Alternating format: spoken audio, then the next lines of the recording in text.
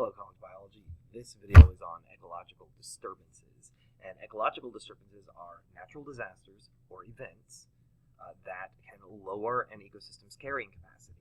So, for example, a giant fire can do that. You're killing a lot of organisms, so that's going to, one, lower populations, and two, remove resources that populations need, so that's going to lower the carrying capacity for other populations as well.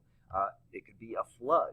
If a giant flood covers a lot of the area, that's going to remove some ground resources that some of the organisms need, and so there's less space available. There may be more organisms dying, which reduce resources for other organisms higher in the trophic levels.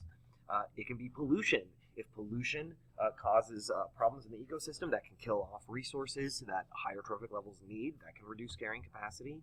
There can be algal blooms, or if you put too many nutrients in the environment, then you've got too much algae. The algae die. Bacteria come in to eat the dead algae, and then they use up all of the oxygen, and now the fish can't live there. So that can be an ecological disturbance. But the key is that all ecological disturbances have some event that lowers carrying capacity, which alters the ecosystem. Now, there can be some really bad case scenarios.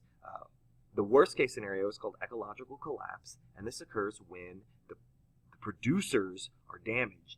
And if all the producers are wiped out, like if a volcano, lava covers up all of the grass, well, now all of the producers are gone, and everything that relies on that food web is gone. Another example is here, the reefs, coral reefs around the world are suffering a lot based on a lot of conditions. They are very, very sensitive. And so when anything changes, whether it be pollution, whether it be ocean acidification, whether it be diseases, they can have these long-term effects. So we can see a collapse here of this thriving coral zone in 1970, and then today it's nearly dead entirely. And so ecological collapse can be caused by lots of reasons, but ultimately, if the producers die off, then the rest of the ecosystem is also going to die off.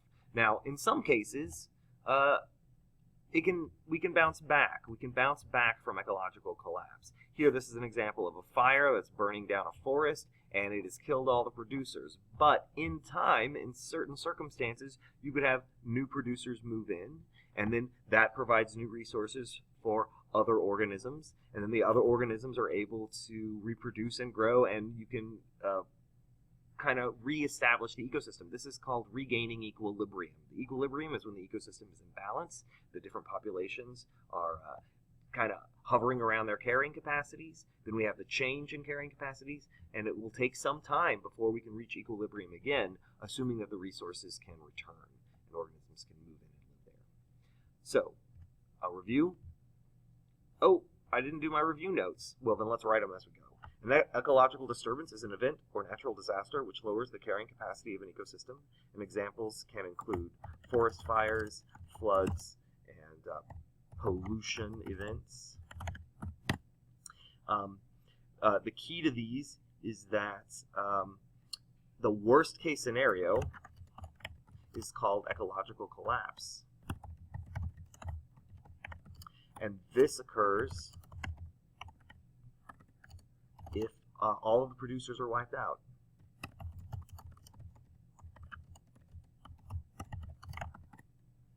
Now, in time, ecosystems can bounce back and regain their equilibrium.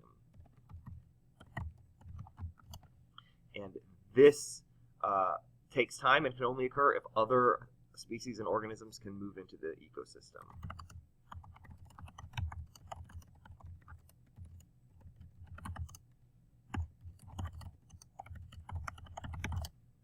So, I hope this helps. Struggle well.